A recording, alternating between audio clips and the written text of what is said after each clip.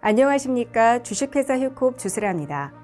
앞서 다뤘던 중대재해처벌법과 고소작업 안전수칙 영상 잘 보셨나요? 준비한 내용이 업무에 도움되셨기를 바라면서 이번 시간에는 전기안전과 감전사고 예방에 대해 알아보겠습니다.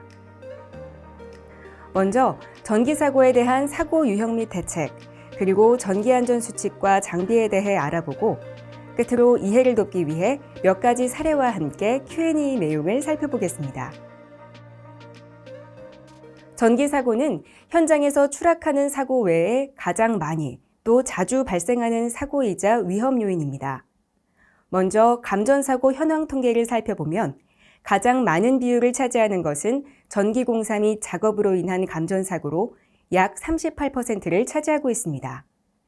그 다음으로 전기점검 및 보수, 기계설비 공사보수 작업 순이었고 의외로 전기와 거의 접하지 않을 것 같은 청소도색이나 굴착 작업 중에도 감전되는 경우가 발생하는 것을 볼 수 있습니다. 이 수치를 통해 전기 담당자가 아니더라도 또 전기를 다루지 않는 작업 중에도 충분히 전기사고가 발생할 수 있다는 것을 알 수 있습니다. 때문에 나는 전기 담당자가 아닌데도 감전을 신경 써야 하나?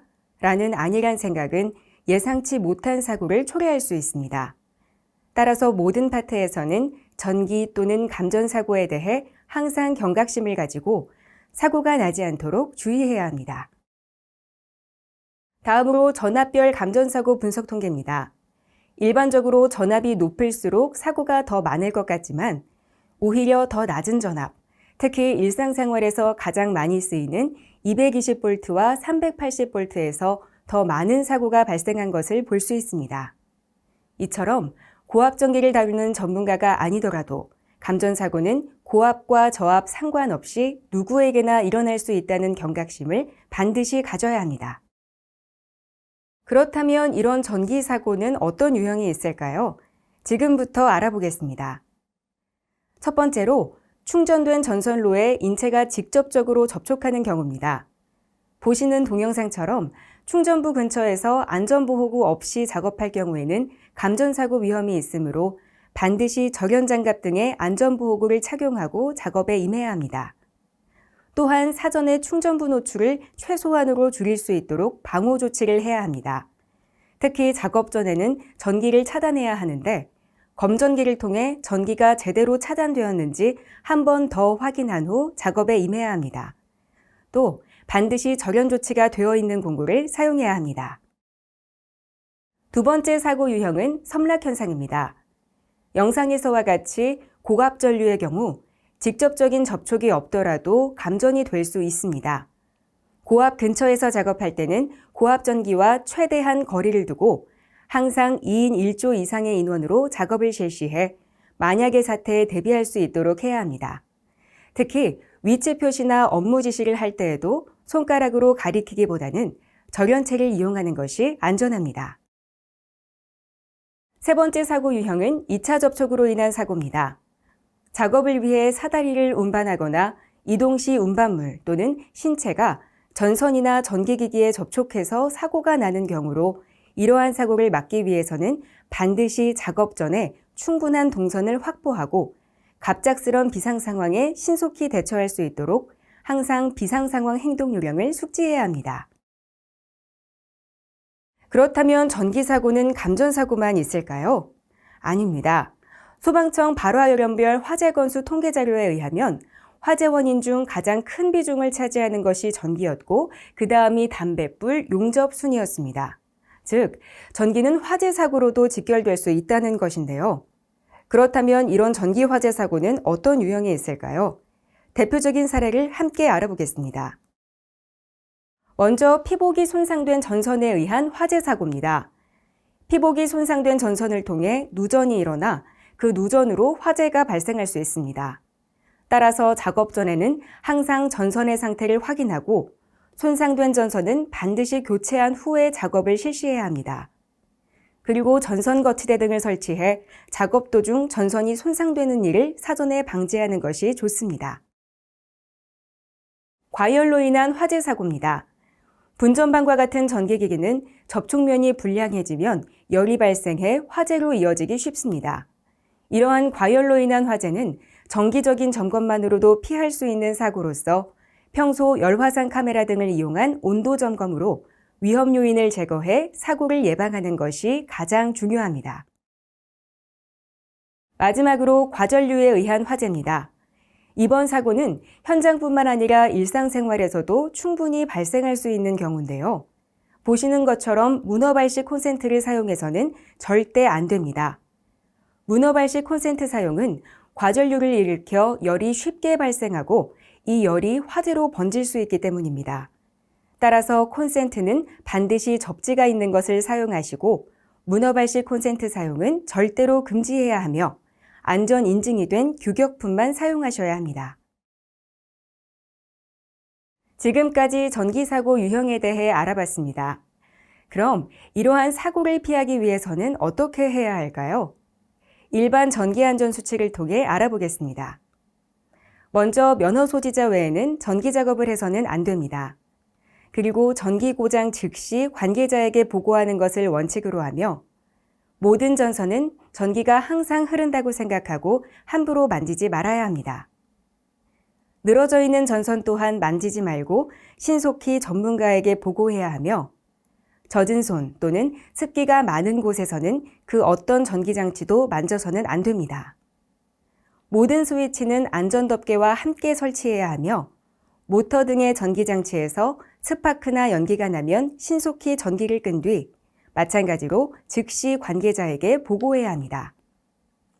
스위치, 전동기, 배전반 등의 전기기구에 물 등의 수분을 뿌리지 말아야 하며 배선 상태의 안전성 여부를 정기적으로 점검해 항상 안전한 배선 상태를 유지해야 합니다.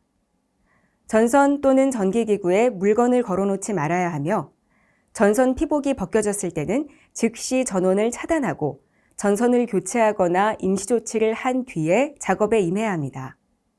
고압선에는 반드시 위험 표지를 부착하고 전선은 규정 용량 이상으로 사용할 경우 화재 위험이 있으므로 반드시 규정 용량을 지켜서 사용해야 합니다.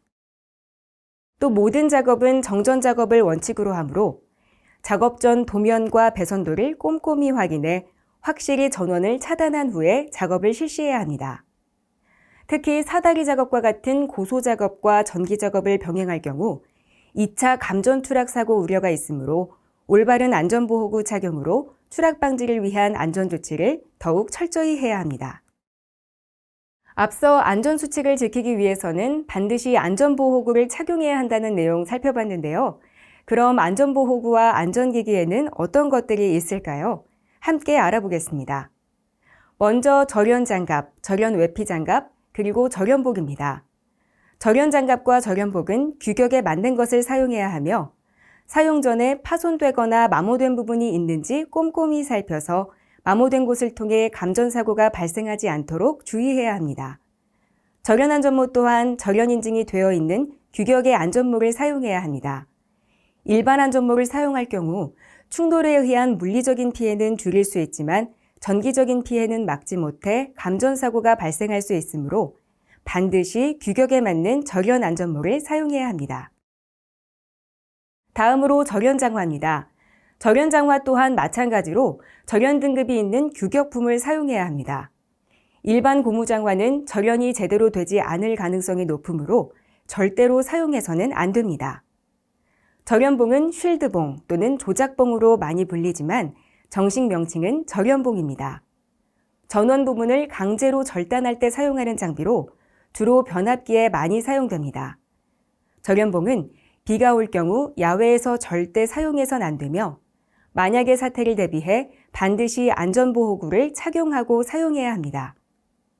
아울러 정전 작업 시 접지봉을 통해 완전히 방전시킨 후 작업해야 함을 반드시 숙지하시기 바랍니다. 안전대, 추락방지대, 안전블록은 모두 고소작업과 전기작업을 병행할 때 사용합니다. 현장 상황에 따라 안전대만 착용할 것인지 안전블록만 사용할 것인지를 판단해 감전사고 후 발생할 수 있는 2차 추락사고까지 대비할 수 있어야 합니다. 보안경과 절연복면은 전기 작업 시 발생할 수 있는 스파크나 아크 등으로부터 눈과 얼굴을 보호하는 역할을 하는데요. 모두 절연 인증이 되어 있는 것을 사용해야 합니다. 마지막으로 검전기는 작업 전 전원을 차단한 후 전원이 제대로 차단되었는지 확인하기 위해 사용하는 장비로 고압용 또는 저압용에 따라 규격에 맞춰서 사용해야 합니다. 이렇게 전기 사고의 사례, 사전 대처, 안전장구 종류까지 알아봤는데요. 만약 이런 모든 조치를 취했음에도 불구하고 불의의 사고가 발생했을 경우 어떻게 대처해야 할까요? 먼저 전기 사고가 발생했을 때는 전원 차단이 최우선입니다. 그 후 피해자를 사고 원인으로부터 분리시켜야 하는데 그 이유는 분리 조치 중에 접촉으로 인한 2차 감전 사고가 발생할 수 있기 때문입니다. 만약 전원 차단이 불가능한 경우 절연체를 통해서라도 피해자를 사고 원인으로부터 분리시켜야 합니다. 다음으로 분리된 피해자의 의식을 확인하고 119 구조대 등 관계기관에 통보하면서 응급조치를 실시해야 합니다. 이렇게 모든 조치가 끝난 후에는 사고 원인을 파악하고 재발 방지 대책을 세워야 하는데요. 아무리 경미한 사고일지라도 사고의 재발을 막기 위해서는 사고 원인 파악과 재발 방지 대책 수립은 반드시 이루어져야 합니다. 그럼 마지막으로 이해를 돕기 위한 몇 가지 사례와 Q&A 내용 살펴보겠습니다. 첫 번째입니다. 저압의 간단한 작업도 안전보호구를 착용해야 하나요? 네, 반드시 착용해야 합니다. 앞서 통계에서 보셨듯 고압뿐만 아니라 저압에서도 더 많은 사고가 발생하기 때문에 그 어떤 상황에서도 반드시 안전보호구를 착용해야 합니다. 두 번째 질문입니다. 현장에서 사용하는 간편 절연 장갑은 사용해도 괜찮을까요? 그렇지 않습니다. 현장에서 많이 사용하고 있는 간편 절연 장갑은 사실 절연 장갑이 아닙니다. 실제로 해당 제품을 포함한 유사 제품은 모두 절연 인증 마크가 없습니다. 간단한 코팅만 되어 있기 때문에 약한 전기는 차단해주지만 전압이 조금만 높아져도 전기를 차단해주지 못합니다. 뿐만 아니라 직사광선, 고열 노출, 충격 등으로 쉽게 코팅이 벗겨지거나 갈라지므로 절연 코팅 기능이 많이 떨어진 상태로 사용하기 쉽습니다. 따라서 간편 절연 장갑은 간단한 작업에 한해 전원을 차단한 채로 일회용 정도로 사용하되 절대 안전보호구로 사용해서는 안 됩니다. 정전 없이 작업하기 위한 활선 작업 가능한가요? 정전 작업이 원칙입니다. 단, 안전이 충분히 확보된 상태를 확인하고 활선 작업 계획을 철저히 세웠다면 작업 자체는 가능합니다.